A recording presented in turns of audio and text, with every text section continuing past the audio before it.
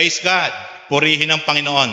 Okay po, sa oras na ito ay tayo po'y magsimula. Handa na po kayo makinig mga kapatid. Praise God. Ang akin pong isi-share ngayon sa inyong sa umaga pong ito ay continuation po nung topic natin nung Sunday. Yung Sunday po ang ating pong topic ay is about truly blessed. Yung tunay na mga mapapalad na tao. Sabi ko nga po sa inyo, sa mundong ibabaw, kapag ikaw ay maganda ang buhay, may magandang estado sa buhay, nakapag-aral, may magandang kalagayan sa buhay, very influence, ang tingin ng tao sa iyo, napakaswerte mo, napakapalad mo. Which is not wrong. Tama po lahat yon. Pero alam niyo po, sa mata po ng Diyos, iba po ang pamantayan ng Diyos kapag ang Diyos po ang titingin sa bawat isa po sa atin kung sino ang tunay pong mapalad. Kaya po, doon po sa topic natin nung last week ay halos kinuha po natin yung sa book of Matthew. Pero ngayon po, yung aking pong share ngayon sa inyo ay in different books. Doon po atin lahat kukunin na sinabi ng Diyos kung sino-sino talaga ang tunay na mapalad. Kaya yung topic po natin sa umaga pong ito ay, who is blessed? Sino nga ba ang tunay na mapalad? Sino nga ba tunay ang sino ba talaga ang pinagpala sa paningin ng Diyos? Yan po yung muli nating tatalakayin sapagkat napakahalaga po na maunawaan po natin kung sino talaga sa harap ng Diyos sa kanyang paningin ang tunay po na mapalad at pinagpala. Naalala ko po yung book of 1 Samuel, chapter 3, kung di po nagkakamali. Ito po yung time na kinausap ng Diyos si Samuel, si Prophet Samuel. Sapagkat that time ang hari po ng Israel noon ay si Saul. Kaya lang, ito pong si King Saul na hiniling ng mga Israelita na maging hari nila, sila po ang humiling nun. Hindi po yun ibinigay ng Diyos. Sila po ang nag-request na sila'y bigyan ng isang hari. Kaya po pinagkalooban sila ng hari na walang iba kundi si Saul, na isang napakatangkad na lalaki, mataas, makisig. Pero dumating ang panahon na si Saul po, nang siya po'y hari ng bansang Israel, hindi po siya sumunod sa instruction ng Diyos.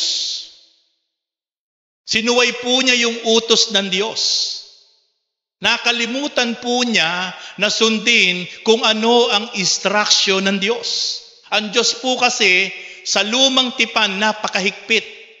Kailangan po word by word, little by little, lahat yon susundin mo kung ano yung instruction ng Diyos. Exactly. Kapag may sinuway ka, kagad po yun, may karapatang parusa. Ganun po, katindi ang Diyos sa lumang tipan. Ngipin sa ngipin. Bakal sa bakal. Pag pumatay ka, papatayin ka ng Diyos. Pag sumuway ka, isusumpa ka ng Diyos. Ganun po katindi sa lumang tipan. Sumuway po si Saul. Kaya po right on the spot, kinausap po ng Diyos ang lingkod ng Diyos na si Prophet Samuel. Sabi niya, lingkod ko, Samuel, pumunta ka doon sa sambahayan ni Jesse. Siya may mga anak na kalalakihan. Sapagkat pumili ka doon. Isa doon ay pipiliin ko bilang kahalili na bagong hari ng Israel, sapagkat papalitan ko na itong si Saul.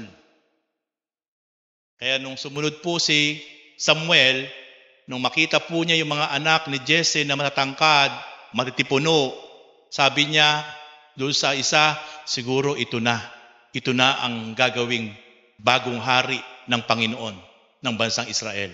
Pero sabi ng Lord kay Samuel, hindi yan. Dumating po yung pangalawang anak ni Jesse, siguro ito na, makisig, matangkad. Pero sabi ng Diyos kay Jesse, hindi yan. Dumating yung pangatlo, siguro ito na, yung ihahalili ng Panginoon sa bagong hari. Pero sabi ng Lord kay Jesse, hindi yan. Minsan po ang tao laging ang pananaw, panlabas. Pero sabi ng Diyos kay Jesse, kapag kayo ay tumitingin at pipili, laging panlabas na katangian ang inyong tinitingnan. Pero sabi ng Diyos, ako sa puso nakatingin, sa puso ng isang tao. Alam niyo po kung sino po yung pinili ng Panginoon? Wala po doon nagpapastol. Ang bunsong anak ni Jesse. Sino po yun? Si David. Pinakabunso, pinakamaliit. Pero itong hamak na pastol ng mga tupa ni Jesse, hindi nakapag-aral, hamak na tagapag-alaga ng mga pastol. Pero habang nagpapastol, lagi niyang pinagbubulay-bulay, lagi niyang kinakausap, through prayer, lagi niyang inaawitan ang Panginoon Diyos. Lagi nagbabalik ng papurit pasalamat si David sa panahon na siya nagbabantay ng mga tupa doon sa kaparangan, sa damuhan. Ito ang nakita ng Diyos kay David. Kaya siya po ang hinirang ng Diyos bilang bagong hari ng bansang Israel. Isang binatilyo na may gatas pa sa labi, isang binatilyo na walang muwang, pero ang puso malinis. Ang puso ay laging handang magbalik ng papurit parangal sa Diyos na makapangyarihan sa lahat. Ganyan po tumingin at pumili ang ating Panginoon. At si David po ang pinakamapalad sa lahat ng magkakapatid na anak ni Jesse. Sapagkat siya'y pinagpala, ibiniles, inappoint, ginawang hari ng makapangyarihang bansa na ang nangunguna ay ang Diyos na makapangyarihan sa lahat. Ito po yung batayan ng Diyos, mga kapatid. Kung sino ang tunay na mapalad sa kanyang harapan, unang-una sa puso po siya nakatingin. Hindi po natin mapiplease ang Diyos sa kahit anong bagay na i-offer natin sa Kanya, gagawin natin sa Kanya, pero ang motive ng ating puso ay taliwas sa nais ng Diyos. Hindi po tayo makapagtatago sa harapan ng Diyos. Sa lahat ng ating ginagawa sa Kanyang harapan, tagos ang paningin ng Diyos sa ating puso at isipan. Alam niya po ang laman ng isip at puso natin sa lahat ng ating ginagawa sa Kanyang harapan. At kapag nakita po niya na kaya nating ginagawa ang isang bagay, pero nakita niya ang puso at isip natin na may magandang motibo, may kapakumbabaan at katapatan sa Kanyang harapan, yun po ang tunay na napakapalad sa harapan ng ating Panginoon Diyos. Okay, puntahan po natin yung pinaka-main text. Sa Pahayag chapter 16 verse 15, sabi ng Panginoon, makinig kayo. Ako'y darating gaya ng magnanakaw. Mapalad ang nananatiling gising at hindi naghubad ng kaniyang kasuutan. Hindi siya lalakad ng hubad at di mapapahiya sa madla.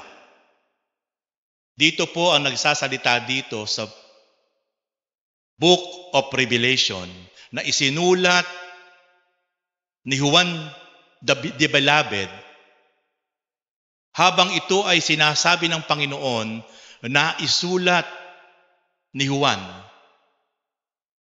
Sinabi ng Panginoon, mapalad. Mapalad ang nananatiling gising. Unang-una po sa harapan ng Diyos, ang tunay pong mapalad ay ang mga taong nakakilala sa ating Panginoon.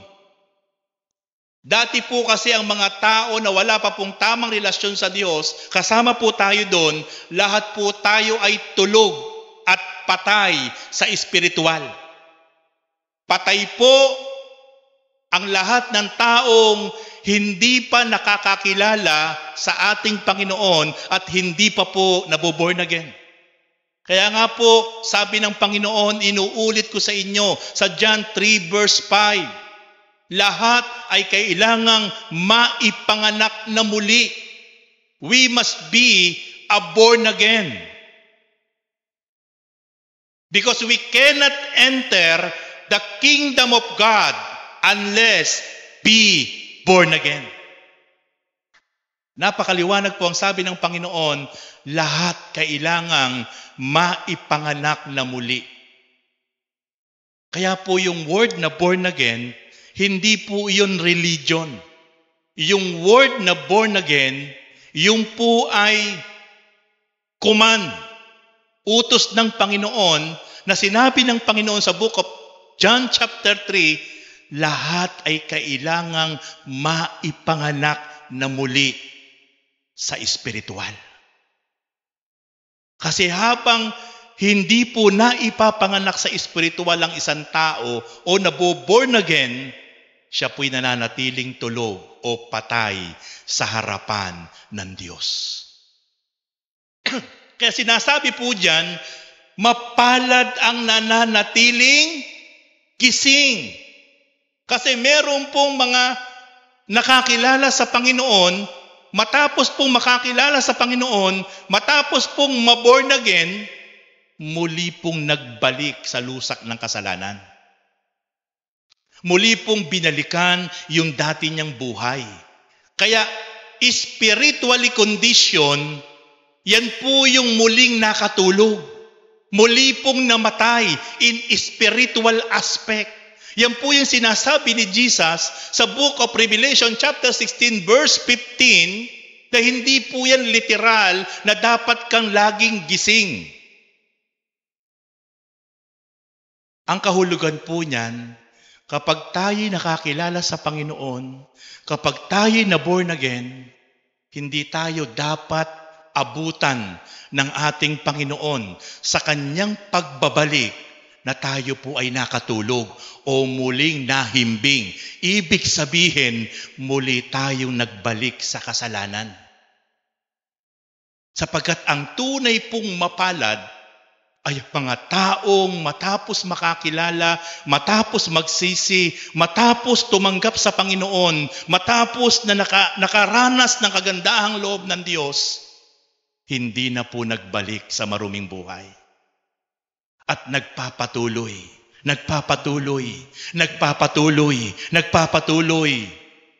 nagpapakalalim, sumusunod ng buong katapatan. Iyan po ang mga taong nakakilala kay Lord na nananatiling gising.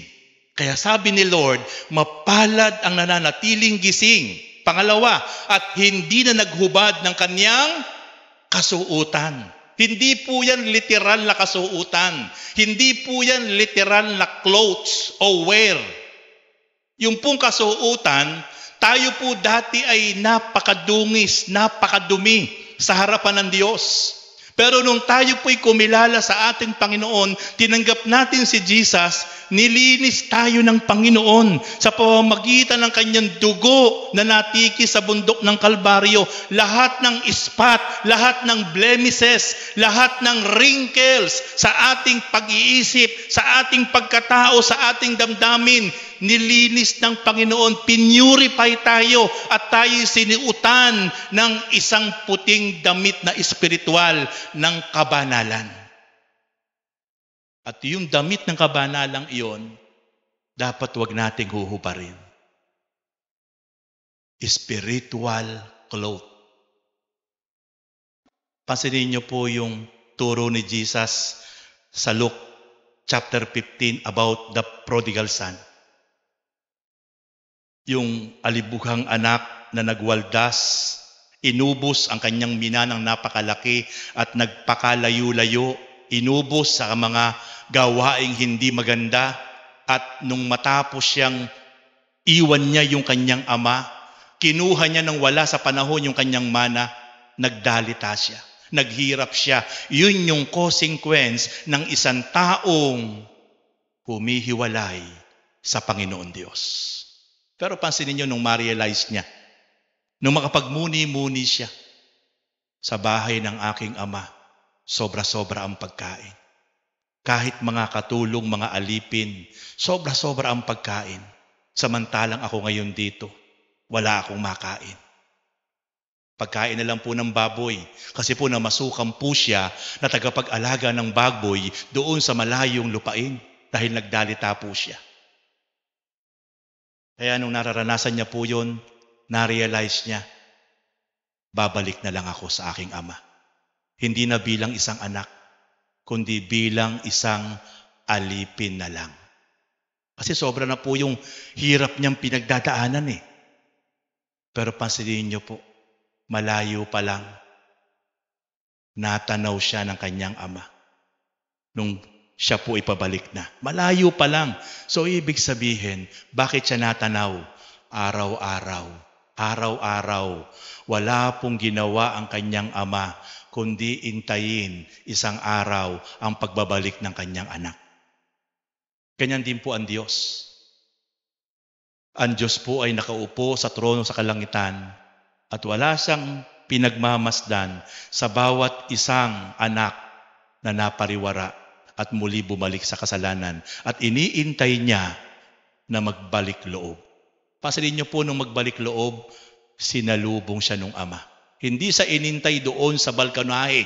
Ang kwento doon, ang turo ni Jesus, sinalubong siya ng ama, niyakap, hinagkan, pagkatapos, madali kayo, maghanda kayo, patayin ang mga tupa, ang mga guya, tayo magsaya, kunin niyo ang robe, ang balabal, suotan niyo siya ng damit, suotan niyo siya ng sandalyas, suotan niyo siya ng singsing. Pansinin niyo po, ibinabalik uli yung pagiging royal family doon sa alibughang anak.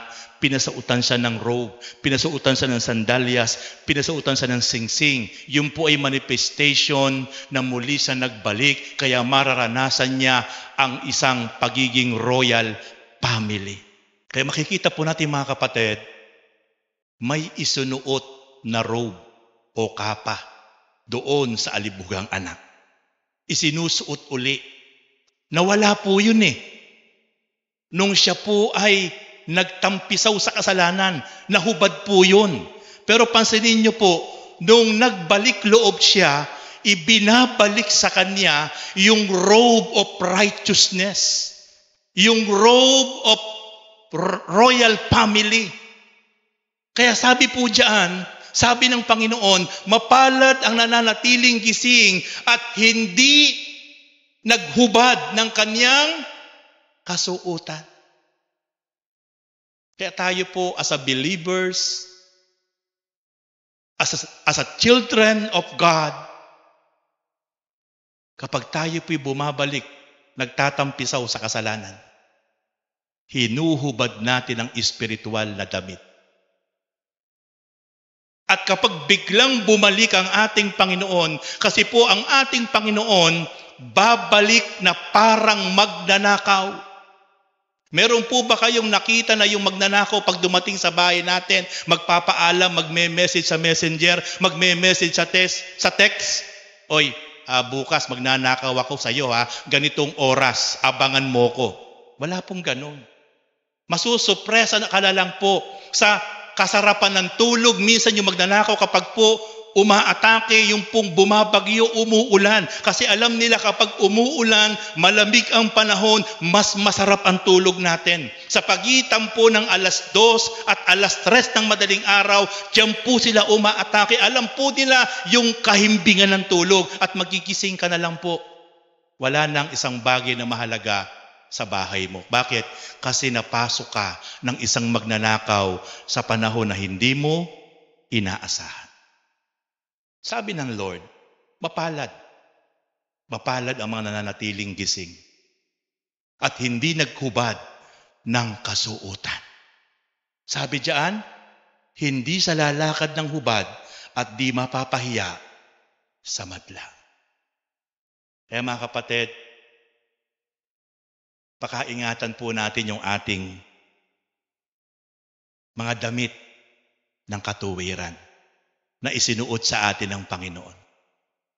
Iba na po tayo mga kapatid. Hindi na po tayo tulad ng mga tao sa sanlibutan na mga hubad.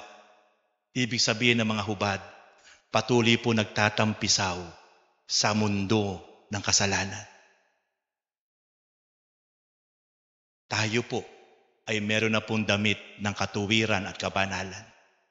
At dapat po maabutan tayo sa biglang pagbabalik ng ating Panginoon nagising. Pag sinabing gising, alive na alive ang ating spiritual life. Hindi natutulog. Hindi po literal na tulog, kundi nag-aapoy ka, nag-aalab ka sa pagsunod, sa pagmamahal, sa paglilingkod sa Panginoon. Anuman ang iyong magagawa, ginagawa mo ng buong katapatan, with the humility, with faithfulness, sapagkat ikaw ay gising na gising sa harapan ng Diyos habang ikaw ay nabubuhay sa ibabaw ng mundo. Tingnan nyo nga po yung katabi nyo, left and right. Mukha po bang gising ang kanyang espiritual? Pagmasdan nyo po mabuti. Ano po sa tingin nyo? Tansyahin nyo po. I-evaluate nyo po. Gising po ba sa espiritual ang inyong katabi? Tingnan nyo po, suot pa kaya po niya yung kanyang damit ng kabanalan? Kasi sabi po makinig kayo. Ako'y darating na gaya ng magnanakaw. Sabi ng Panginoon yan, darating ako gaya ng magnanakaw. Ibig sabihin, darating ang Panginoon sa panahon na hindi natin inaasahan. Pero mapalad, sabi ng Panginoon, ang nananatiling gising at hindi naghubad ng kanyang kasuutan. Bakit po? Kasi pagbabalik ng ating Panginoon, hindi na po sasayad sa lupa ang kaniyang paa. Sa alapaap na lang po siya hihinto. Paghinto sa alapaap, kasama ang mga anghel. Ito po yung panahon na kanya pong i-snatch, ira-rapture. Ano po yung rapture? May nagmamaneho, bigla na lang pong mawawala yung driver pag kinuha ng Panginoon. Meron pong gumigiik, gumagapa sa bukid. Sabi ng Matthew, yung isa maiiwan, yung isa mawawala. Rapture ang tawag po doon. May dalawang gumigiik. Sabi po doon, yung isa maiiwan, yung isa mawawala. Ibig sabihin, yung po yung sa isang kisap mata, bigla pong mawawala yung mga tunay na gising at nananatili nakasuot ang kanilang damit ng katuwiran at kabanalan sa pagbabalik ng ating Panginoon, at yun ang tunay na mapalad. Bakit po mapalad? Hindi po mararanasan ang magaganap na 3.5 years na Great Tribulation. Tinuro ko na po sa inyo yan dati, mga kapatid. Yung 3.5 years na Great Tribulation. Sobrang hirap. Ang maghahari, Antichrist, pahihintulutan ng Diyos na sa panahong iyon, lalaganap ang kasamaan ng kahirapan, maghapon mong pinagpagalan, pinaghirapan hindi sapat na pambili ng kakainin mo nung oras na yon. Hindi ka makabibili ng wala kang tatak sa kanang kamay o sa noo. Kasi kung wala kang dalawang kamay, ang tatak mo sa noo, yung tatak na yon, tatak ng Antichrist. Kukontrolin ni Satan ang buong mundo. Magkakaroon ng one-world government, one-world religion. Ang maghahari noon ay mga kampon ni Satanas. Kung meron pang matitira na hindi talaga susunod sa Antichrist, maliligtas ka. Kaya doon papasok yung sinabi ng Book of Matthew chapter 24, ang manatiling tapat at nagtitiis hanggang wakas, ang siya lamang maliligtas. Doon po papasok yung versikulong iyon. Sa panahon na wala na po yung mga kinuha ng Panginoon. Pagkatapos po ng Great Tribulation, ibabagsak na po ng Diyos ang final judgment. Ibubulid na po ng Diyos sa impyerno ang mga nasa Hades na namatay. Revelation chapter 20 verse 10. Bubuhayin ang mga namatay na nalagak sa ilalim ng dagat. Yung mga nasa Hades, ibubulid sa impyerno. Yung mga nasa paraiso, ililipat sa kaharian ng Diyos. At yung mga nabubuhay na biglang kinuha ng Panginoon, isasama ng Panginoon. Kaya mapalad mga kapatid. Kaya ito pong ginagawa natin mga kapatid. Kaya patuloy ko po kayong tinuturuan, hinuhubog, kasi yung tinuturo ko po sa inyo, hindi po pandito. For the near future, yung po mga tinuturo ko sa inyo para po tayo makapaghanda. Pero wala po sa akin ang desisyon. Ang trabaho ko lang po, ituruan ko kayo, hubugin ko kayo, pero kayo po ang magpapasya, kayo po ang magdi-decide sa kainyong mga sarili kung papaano nyo po pahahalagahan ang inyong mga damit ng katuwiran at kabanalan na ibinigay sa atin ng Panginoon nang tayo ay tumanggap at nanalig sa ating Panginoon. Paano po natin pananatilihin na tayo po ay gising, nananatiling gising, na nagpapatuloy sa pagsunod ng buong katapatan at kapakumbabaan sa Panginoon? Kapag bigla siyang bumalik, napakapalad mo kapatid, napakapalad natin lahat kapag dinatnan tayong gising. Pag sinabing gising, nagpapatuloy ka ng may katapatan sa Panginoon. Sumusunod, naglilingkod, at yung buhay mo, anumang mga bagay na pinagkatiwala sa iyo, hindi mo sinasarili, ipinapagamit mo para sa kalooban ng Diyos. Kaya mga kapatid, yan po, doon pa lang po sa pinaka-main text po natin, makikita na po natin ang tunay na kung sino ang napakapalad sa harapan ng Diyos. Tayo pong lahat ay kabilang sa napakapalad. Pero, take note mga kapatid, po pwede kang makatulog. Spiritually, po pwede kang makatulog. At dumating isang araw, hindi lang tulog, baka naghihilik ka pa. Ano ibig sabihin? Nagtatampisaw sa kasalanan. Yun ang spiritual sleepness. Nakatulog. Pero yung mga gising, nag-aapoy, nag-aalab, naglilingkod ng tapat sa Panginoon.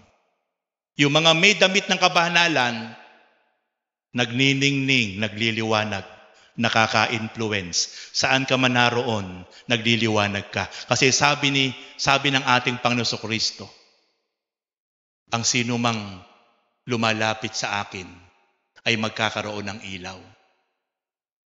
At hindi na kailanman lalakad sa kadiliman. Kaya pag lumapit tayo sa Panginoon, tinanggap natin siyang Panginoon, meron tayong spiritual light. Kapag nagkaroon tayo ng spiritual light, spiritual na damit ng kabanalan, magniningning tayo, makaka-influensya tayo. Yung mga taong makakasama natin, yung mga taong makakadikit sa atin sapagkat nagniningning tayo, kahit siya ay nakahubad, kahit siya ay napakadilim ang kanyang sitwasyon, maiimpluwensyahan natin ng ilaw na pinagkaloob sa atin ng Panginoon. Sapagkat ang sabi ng ating Panginoon Kristo, ang sino mang tumanggap at nanalig sa Kanya, ang sabi ni Jesus, you are the light of this world. Kayo ay ilaw at asin ng sanlibutang ito. Walang ilaw na inilalagay sa ilalim ng taguan. Kailangan ikaw na ilaw ay nasa tamang lagayan para maimpluwensyahan mo yung napakalawak na kadiliman. So meaning to say, tayo mga ilaw dapat nagniningning, nagliliwanag, to make great influence for other people. For in this world, ang mundong ito'y napakadilim, pero tayo na nagliliwanag at may ilaw mula sa Panginoon, maiimpluwensyahan natin yung mundong ito sapagkat meron tayong liwanag na mula sa ating Panginoong Hesukristo. Praise God. Kaya mga kapatid, napakapalad po natin sapagkat tayo po ay gising at merong damit mula sa ating Panginoon. First point, those who has fear on God. Iyong mga taong may takot sa Diyos. Ito po yung napakapalad sa harapan ng Diyos. Sapagkat maraming tao hindi takot sa Diyos. Maraming tao walang kinatatakutan. Pero ang binabanggit ng Diyos na napakapalad sa kanyang harapan ay ang mga taong nagkaroon ng tunay na takot or yung tinatawag na genuine fear sa ating Panginoon Diyos. Ano po ang sabi ng Bible? Awit 112 verse 1 to 3, purihin si Yahweh. Mapalad ang tao na may takot sa Diyos. Siyang sumusunod ng buong alindog. Ang kanyang lipi magiging dakila, pati mga angkan ay pinagpapala. Kapatid, kapag ikaw at ako ay tunay pong nagkaroon ng genuine fear sa Diyos, damay po ang ating angkan. Damay po ang ating descendants. Yan po ang pangako ng Diyos. Hindi po babaliwalain ng Diyos ang katapatan na ginawa natin, ang pagiging masunuri natin na bunga ng ating takot sa Diyos. Dadaloy po yun sa ating pong bloodline, sa ating pong pamilya. Kung bakit po pinagpala ng Diyos ang maraming bansa dahil po sa pagkakaroon ng tunay na pagkatakot at pagsunod ni Abraham. Dumaloy po. Kung bakit po pinagpala ng Diyos ang buong angkan, buong bayan ng mga Israelita kahit napaatigas ang ulo dahil po sa takot at pagsunod ni Abraham. Magiging sagana sa kanyang tahanan, katarungan niya ay walang katapusan. Gusto niyo po bang magkaroon ng kasaganaan? Prosperous in our homes, in our families. Ang pangako ng Diyos, magkaroon tayo ng tunay na takot sa ating Panginoon Diyos. Ang tanong, ano ba ang dulot ng pagkatakot sa Diyos? Ano ang dulot ng pagkatakot sa Diyos? Kawikaan 16 verse 6, ang kasalanan ay ipapatawad kung tapat ka sa Diyos. Malalayo ka sa kasamaan kung sa Kanya'y matatakot. Ang mga tao palang tunay na nagkaroon ng takot sa Diyos, malalayo sa kasamaan. Kaya po yung mga taong walang takot sa Diyos, lagi po na nakaharap sa magulong sitwasyon ng buhay. Pero ang mga taong nagkaroon ng takot sa Diyos, nalalayo sa kasamaan.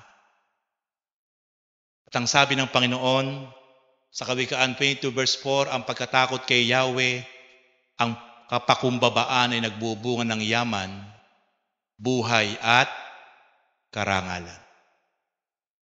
Kung gusto po natin paunlarin, magkaroon ng wealth, magkaroon po ng buhay at parangalan ka ng Diyos, magkaroon ka ng takot at kapakumbabaan sa harap ng Diyos. Kaya grabe po ang magiging effect sa buhay ng isang tao na tunay po na nagkaroon ng takot sa Panginoon. At ano po ang buong katungkulan ng tao? Sa kabila ng lahat ng ito, isa lamang ang aking masasabi, sabi po ni Solomon, matakot ka sa Diyos at sundin mo ang kanyang mga utos, pagkat ito ang buong katungkulan ng tao. Ang may sabi po niya na isa sa pinakamatalinong tao na buhay sa ibabaw ng mundo na napakataas ng IQ, na wala na pong lalampas sa kanyang IQ, walang iba kundi si Solomon. Ang buong katungkulan ng tao. Ano po ang buong katungkulan natin? Magkaroon tayo ng tunay na pagkatakot sa Diyos at sumunod sa kanyang utos. Ang tunay pong kahulugan ng pagkatakot sa Diyos ay ang tapat na pagsunod sa kanyang kalooban. Kaya ang tao na sumusunod ng buong tapat sa Diyos, siya po ang merong totoong takot sa Diyos. Sabi po ng Bible, the fear of God is the beginning of wisdom. Ang pagkatakot po sa Diyos ay pasimula ng karunungan. Kaya po kapag ang tao po'y nagkaroon ng tunay na takot sa Diyos, iba po yung talino, iba po yung karunungan na marireceive niya mula sa Panginoon. Napakalaki po ang benepisyo na mararanasan ng isang tao, pagpapalain ka, pauunlarin ng Diyos ang pamilya mo, ang tahanan mo'y magiging masagana sa lahat ng bagay kapag ikay totoong nagkaroon ng takot at sumusunod ng buong katapatan sa ating Panginoon Diyos. Praise God. And then second point, those who are not attracted by evil. Lahat ng mga taong hindi naakit ng kasamaan, napakapalad sa harapan ng Diyos. Yung hindi naakit, hindi na-impluwensyahan ng kasamaan ng mundo ay napakapalad sa harapan ng Diyos. Ano po ang sabi ng Diyos sa kanyang salita?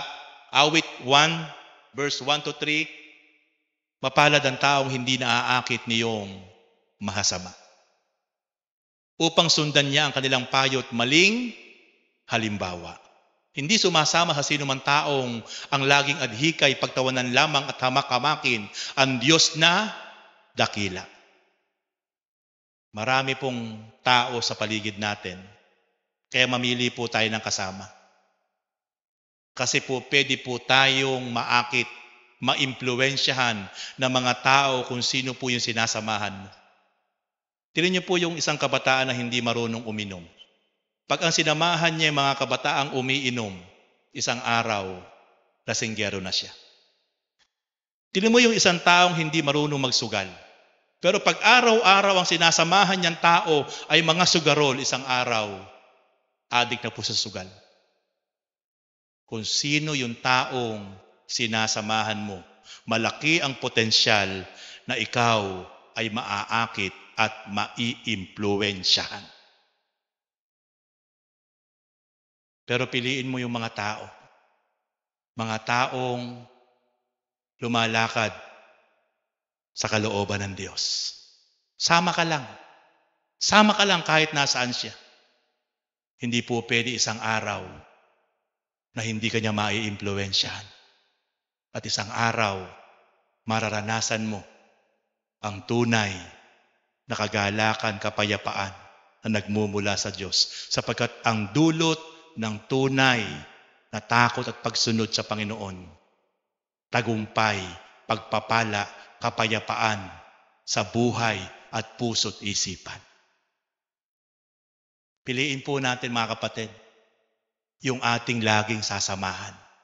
Huwag kung kani-kanino po tayo sasama at makikisama. Kung meron kang taong kasama na bad influence, huwag kang papayag na ikaw ang mai-impluwensyahan niya. Dapat siya ang i-impluwensyahan mo. Nasa liwanag ka na, huwag kang papayag na ikaw ang aakayin niya sa kadiliman. Dapat siyang nasa kadiliman ang aakayin mo sa kaliwanagan. Sapagkat sabi ng Diyos, mapalad ang taong hindi naaakit niyong mahasama. Upang sundan niya ang kanilang payot, maling halimbawa. Minsan po kasi masarap yung mga mali eh. Masarap yung kasalanan eh. Masarap lang po yan, pansamantala. Pero sa bandang huli po, ang dulot niyan, pighati, kalungkutan, kabiguan. Ang bunga po niyan, ang consequence ng mga bagay na hindi ayon sa kalooban ng Diyos. Pero ang mga bagay na makapagbibigay ng karangalan sa Diyos, sa una po mahirap. May sacrifice, may lungkot, may pagod. Sa una lang po yon. Pero kapag nakita ng Diyos na nagpapatuloy ka sa kabila ng iyong pinagdadaanan na negatibo, yung reward, yung pangako niya, hindi po pwedeng hindi ipalasam sa iyo ng Diyos.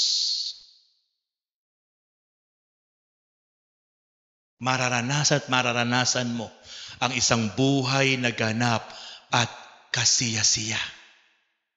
Bakit? Yun po ang pangako ng ating Panginoon.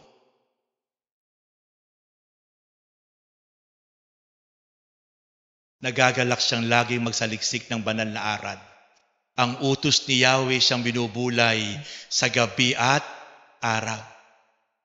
Yung mga tao pong hindi naiimpluwensyahan ng mga taong masama sa paligid niya, ng mga taong masamang impluwensya sa kanya, pero sa kabila ng kanyang ginagawa na hindi siya nagpapa-impluwensya, ang kagalakan niya ay pagbulay-bulayin gabi't araw ang salita ng Panginoon. Hindi siya nagsasawa na lagi niyang pinagbubulay-bulay, lagi niyang pinakikinggan ang salita ng Diyos, sapagkat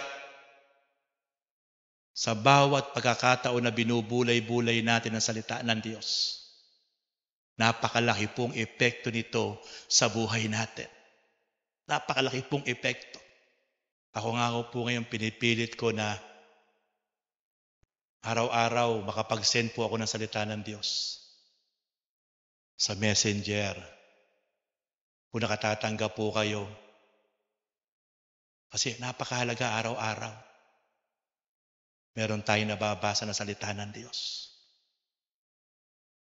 Kagalakan natin na magbasa at magbulay-bulay ng salita ng Diyos, sapagkat iyan ang napakapalad sa harapan ng Diyos. Ang katulad niya isang punong kahoy sa tabing batisan, sariwa ang dahot, lagi namumunga sa kapanahunan, at anumang gawin ay nakatitiyak na magtatagumpay. Kapag ang isang tao ay laging uhaw, laging sabik, na pinagbubulay-bulay, binabasa ang salita ng Diyos, hindi pinagsasawaan, matutulad siya sa isang punong kahoy na natanim sa tabi ng batis, ng kanyang ugat ay nakaugpong sa tubig at nananatiling sariwa anumang kapanahunan. Hindi man lulupaypay, hindi kayang epektuhan, sapagkat laging ang kanyang isip at puso ay konektado sa makapangyarihang salita ng Diyos.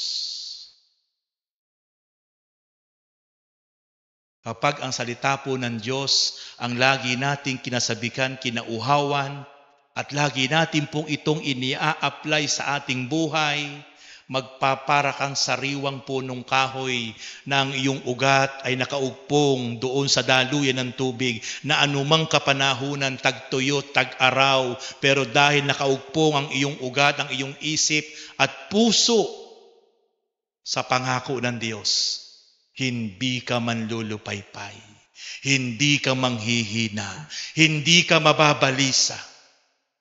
Patuloy kang magtitiwala sa Diyos. Isaiah chapter 40 verse 31.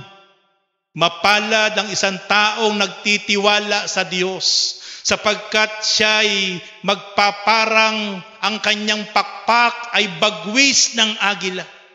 Lilipad ng lilipad pero hindi mapapagal. Lalakad ng lalakad pero hindi mapapagod, sapagkat ikay patuloy na nananangan sa pangako at pagtitiwala sa salita at pangako ng Diyos sa buhay mo.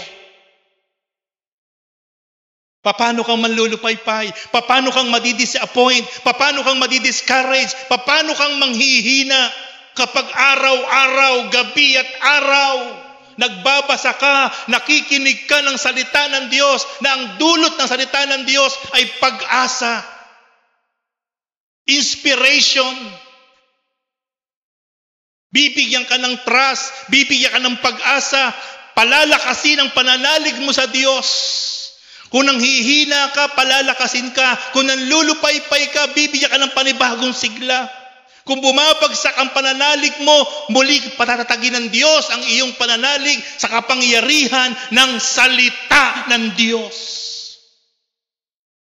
Kaya hindi po tayo mapapagod, manlulupaypay, ng tuloy-tuloy kapag tayo'y laging uhaw, laging sabik, at buong kaseryosohan na ating pinagbubulay-bulay, pinag-aaralan, pinakikinggan ang makapangyarihang salita ng ating Panginoon Diyos.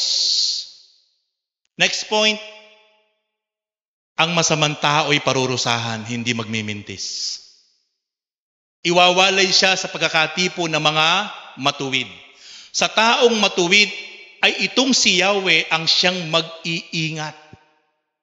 Yung guidance and protection ng Diyos sa bawat isang namumuhay ng matuwid. Iingatan ka, poproteksyonan ka ng Diyos. Pangako po yan ng Panginoon. Pero yung mga taong masama, hindi magmimintis, sabi ng Diyos, parurusahan niya.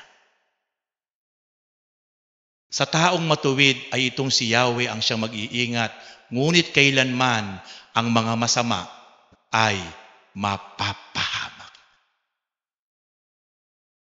Kaya mga kapatid, huwag po tayo magpapa-impluwensya.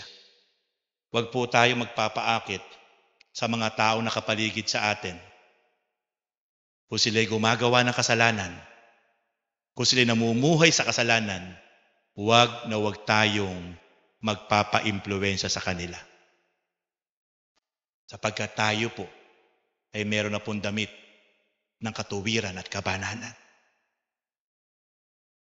At iingatan tayo ng Panginoon habang tayo patuloy na namumuhay sa kabanal at pagsunod sa ating Panginoon. Those who have been forgiven in sin. Lahat ng mga taong pinatawad na ang kanyang kasalanan, napakapalad sa harapan ng Diyos. Ano po ang sabi ng Bible? Awit 32 verse 1 to 5, mapalad ang tao na pinatawad na yaong kasalanan at nalimot na rin ang kanyang nagawang mga pagsalansang. Mapalad ang taong sa harap ni Yahweh ay di naparatangan, dahilan sa siya ay di nagkasala at hindi nalinlang. Verse 3, noong hindi ko pa ipinapahayag ang yaring kasalanan, sa buong maghapon ako'y nananangis sa matinding lumbay. Sa araw at gabi, bigat ng kamay mo ang nararamdaman. Ano pat wala nang nalalabi kong lakas sa katawan. Hamog ang kaparis na dagling na tuyo sa sikat ng araw. Last verse, ako ay lumapit sa iyong harapan at salay inamin. Ang aking ginawang mga pagsalansang di ko inilihim. Pinagpasyahan ko ang lahat ng ito sa iyo'y daing at akin natamo ang iyong patawad. Sa sala kong angkin.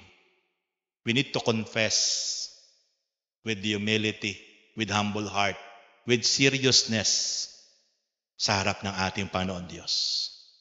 1 John chapter 1 verse 9 sabi ng Diyos, kung ipapahayag ng inyong mga labi ang inyong kasalanan, ang Diyos ay tapat at banal na kayo'y papatawarin.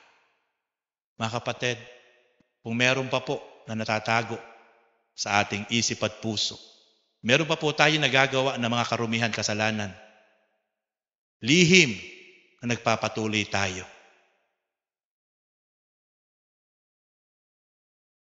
mag-confess po tayo sa Panginoon ng buong kaseryosohan at tapatan Diyos. Pag nakita ng Panginoon tayo po'y totoong nagsisisi at nagko-confess at humihingi ng kapatawaran, idadaloy ng ating Panginoon ang kanyang pagpapatawad sa bawat isang tunay na nagpapakumbaba at nagsisisi sa kanyang harapan. Isaiah chapter 1 verse 18, hali kayo, sabi ng Diyos. Hali kayo. Magliwanagan tayo. Gaano man karumi ang inyong kasalanan. Simpulaman ng iskarlata ang inyong karumihan. Papuputiin ko kayo ng simputi ng balahibo ng tupa. Simputi ng niebe. Kay aking lilinisin at handang patawari. Salamat sa Lord. Napakabuti ng ating Panginoon Diyos. Siya po ay laging nandyan lang, sinlapit ng isang usal, isang tapat na panalangin lang ang Diyos, na kapag tayo po ay totoong nagbigkas ng pagsisisi, paghingi ng tawad at pagpapakumbaba, ang forgiveness ng ating Panginoon Diyos right on the spot ay mararanasan po natin, mga kapatid. At yun po ang tunay na mapalad sa harapan ng Diyos, na tunay ng pinatawad ang kanyang mga kasalanan. Praise God. Glory to God. Hallelujah. Purihin ang Panginoon. Romans chapter 4 verse 7, mapapalad yaong ang mga pagsuway ay pinatawad na at ang mga kasalanay napawi na. Kapatid, mararamdaman po natin sa ating sarili kung wala ka ng guilt sa iyong sarili. Kapag nararamdaman mo na parang meron ka pang guilt, magpakumbaba lang po tayo sa harapan ng Diyos. Umiyak lang po tayo. Naalala ko po kagabi, alas 12, mahigit ng madaling araw. Dito po sa lugar na ito, nakaluhod po ako. Umiiyak, nagsusumamo sa Diyos. Patuloy po ako nagpapasiyasat sa Diyos. Sabi ko, Lord, ano man po yung karumihan, o meron pa po, patawad po. Katapos po nun, isa-isa ko na po kayong ipinalalangin kagabi dito po. Mag-aalauna po ng madaling araw. Iniiyak sa Panginoon. Matapos ko pong ihingi ng tawad yung mga meron man po ako nagawang kasalanan. Patuloy po ako nagpalinis sa Panginoon sa lugar na ito. Nakaluhod po ako kagabi, mag-aalauna ng umaga. Mga kapatid, araw-araw ko po kayong idinadalangin sa Diyos. Alam po yan ng Panginoon. Nawa po, patuloy, tayo po ay humakbang na sa tunay po na pagsunod. May kapakumbabaan, pagsisisi at pagtalikod sa kasalanan.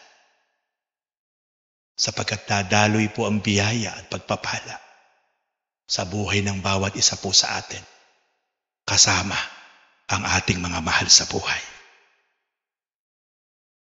Yun po ang pangako ng Diyos.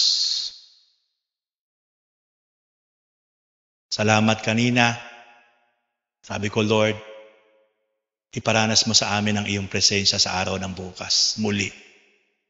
Kayo na po ay damandama ko po ang presence ng Lord habang tayo umaawit. Doon pa lang po sa awit na dakila ka, grabe po yung presence, kapayapaan, kagalakan na nadarama ko po kanina. Doon pa lang po sa first worship song na dakila ka. Ibig sabihin, kasama natin ang Diyos sa lugar na ito sapagkat ang kanyang presensya ay nagmamanifest. Amen? Praise God. Hallelujah. Those who help the poor. Yung mga taong may puso na tumulong sa mahihirap. Makinig po kayong mabuti. Ang masarap pong tulungan yung mga taong mahihirap na kaya po naghihirap, hindi sa kanyang sarili kagagawan. Meron po kasi mga taong naghirap dahil sa maling pamumuhay, dahil sa bisyo, dahil sa katamaran. Ayaw ng Diyos yung mga taong tamad. Sabi nga po ng aklat ng Gawa, huwag pakainin ng taong tamad. Maraming taong naghihirap dahil tamad. Hindi ginamit ang kanyang sarili para magsumikap. Ang masarap pong tulungan yung mga taong naghihirap dahil nakatadhana na sila'y maging mahirap, kalooban ng Diyos. Pero masipag, nagsusumikap. Hindi ginagamit ang kahirapan para manamantala. Makikita mo ang sipag, ang tiyaga, at maayos sa pamumuhay. Yun po ang isang hinahanap ko na gustong-gusto ko po talagang tulungan. Yung mga ganong klaseng taong naghihirap pero tapat na sumusunod sa Diyos, nagsusumikap. Sabi ng Panginoon, mapalad ang mga taong tumutulong sa mga taong tunay na mahirap na kinalulugdan ng Diyos.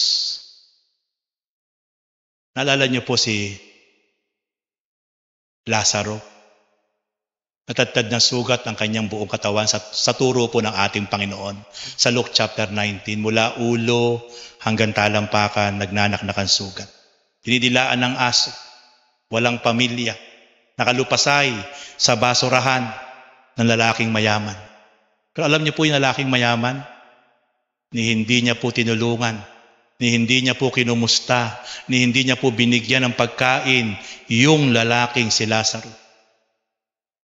Sobra-sobra ang pagpapala ng lalaking mayaman. Napakaraming pagkain, napakaraming damit na maganda, napakaraming ari-arian. Pero alam niyo po, labas-masok siya ng kanyang gate na malapalasyong bahay. Pero ni hindi niya tinulungan yung lalaking si Lazaro. Nung namatay po siya sa napunta, sa Hades. Pero kung siya po,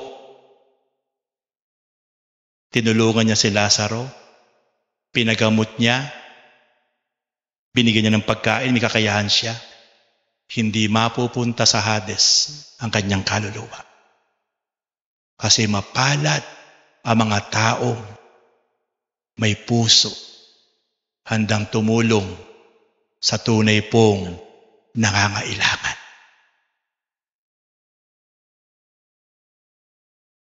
Awit 41 verse 1. Mapalad ang isang taong tumitingin sa mahirap.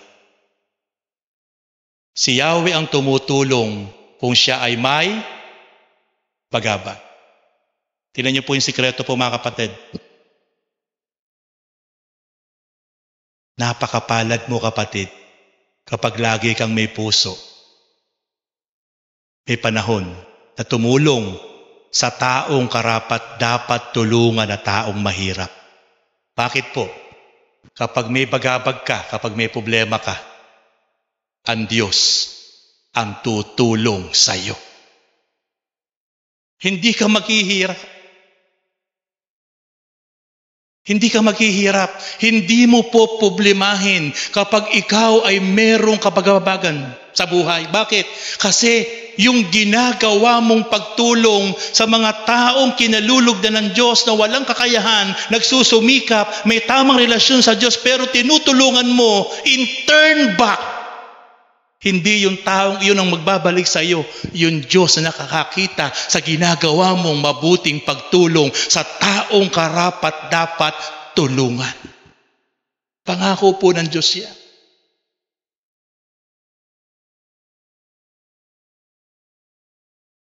Kaya magkaroon po tayo ng puso sa mga taong karapat dapat pong tulungan. Kapag tayo po ay naging matulungin sa mga taong karapat dapat tulungan, mga taong hindi nananamantala, mga taong nagsusumikap, sa kabila po ng pagsusumikap pero mahirap pa rin, pero wala pong ginagawang palso sa kanyang buhay, may tamang relasyon sa Diyos. Kapatid, huwag mo nang intayin lumapit pa sa iyo yung taong iyan. Tulungan mo kagad kapag nakita mo, kapag ipinakita sa iyo ng Diyos. Bakit? Grabe po ang balik sa iyo ng Diyos. Kasi ang Diyos ang tutulong sa iyo kapag ikaw ay nakita ng Diyos na may puso sa mga taong mahihirap na karapat dapat tulungan. Alam niyo ba mga kapatid na Gusto niyo po bang pautangin ng Diyos? Gusto niyo po bang pautangin ng Diyos? Wala pong biro. Pwede natin pautangin ng Diyos. Ay grabe po pag ang Diyos ang ating pinautang. Bakit po? Hindi ka susubain. Tama, mali. Kapag ang tao pinautang mo, sa bandang huli, ikaw sa'yo pagalit. Pero pag ang Diyos ang pinautang mo, ay grabe po. Grabe ang balik rumaragasa. Tingnan niyo po ha, yung next verse. Parang pagpapautang kay Yahweh ang pagtulong sa mahirap. Tingnan niyo po mga kapatid. Kawikaan 19:17. Basahin niyo, sabay-sabay malakas. Oh. Nakita niyo? Siya ano? Hindi yung taong mahirap ang magbabalik sa iyo. Kapag tinulungan mo, huwag kang mag-iintay ng kapalit kapag tinulungan mo yung taong mahirap. Ang Diyos ang magbabalik sa iyo, siksik, liklik, umaapaw pa. Kawikaan 19:17, parang pagpapautang kay Yahweh ang pagtulong sa mahirap. Pagdating ng panahon, siya ang magbabayad. Ay grabe po ang tubo. Grabe po ang interes. Umaapaw. Sige po mga kapatid, maghanap na kayo ng mga taong mahirap. Opo, wala pong biro. Pero ito po ang qualification mga kapatid. Lahat tulungan natin, pero pag nakakita kayo ng the best na mahirap, yung mga taong may tamang pananampalataya, mga taong nagsusumikap, mga taong maayos ang buhay, mga taong ginagamit ang sarili para magsumikap, pero talaga nakatadhana na maging mahirap. Alam niyo po, pag tinulungan niyo po yan, at yan po ay umiyak, yan po ay lumuha sa kanyang Panginoon na sinasampalatayanan. Lumuha po yan. At dumalangin po yan na ipinagpray kayo. Nagpasalamat po yan sa kanyang Diyos sa tunay. Yung taong mahirap dahil tinulungan mo, naiyak yan.